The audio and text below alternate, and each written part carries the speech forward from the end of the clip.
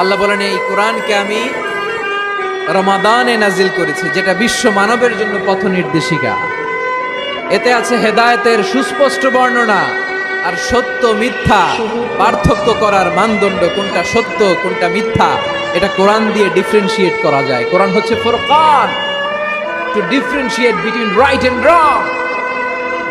কোনটা সত্য কোনটা মিথ্যা, কোনটা ভুল কোনটা নির্ভুল, এটা কোরআন দিয়ে যাচাই করা যায়। চিল্লায় বলেন ঠিক কিনা? এজন্য এই কোরআন দিয়ে আমাদের জীবন সাজাতে হবে। কোরআন দিয়ে জীবন না সাজালে জীবন আলোকিত হয় না। কোরআন দিয়ে পরিবার না সাজালে পরিবার আলোকিত হয় না। কোরআন দিয়ে সমাজ না সাজালে সমাজটা শান্তিময় হয় না। শুধু দুর্নীতি দমন কমিশন দিয়ে দুর্নীতি বন্ধ করা যায় না। কোরআনের আইন বাস্তবায়ন করা ছাড়া এই সমাজ থেকে দুর্নীতি বন্ধ করা যাবে না। চিল্লায় বলো ঠিক কিনা? আমার প্রিয় ভাইরা, এই কোরআন নাজিল হয়েছে রমাদান আল মুবারক, এই বরকতময় মাসে।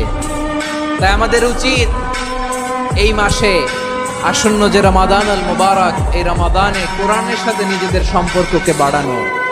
আমার প্রিয় চাঁপাইনবাবগঞ্জের ভাইয়েরা, আমরা কি আসন্ন রমাদানে কোরআনের সাথে আমাদের অ্যাটাচমেন্ট সম্পর্ক বাড়াতে চাই? চান সবাই? আপনি কি জানেন কোরআন নিয়ে কোন ফেরেশতা পৃথিবীতে এসেছিল? জানেন ফেরেশতার নাম কি বলেন তো? জিবরিল আলাইহিস সালাম।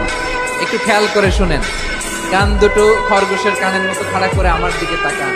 সাইয়েদনা জিবরিল কোরআন নিয়ে এসেছেন, ফলে উনি হয়েছেন শ্রেষ্ঠ ফেরেশতা।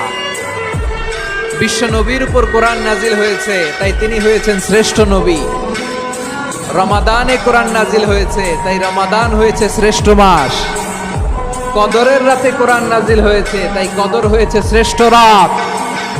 আমরাও যদি কোরআনের সাথে সম্পর্ক বাড়াই, আমাদের মর্যাদাও এরকম, আমাদেরকেও শ্রেষ্ঠ মানুষ বানায় দিবে কে?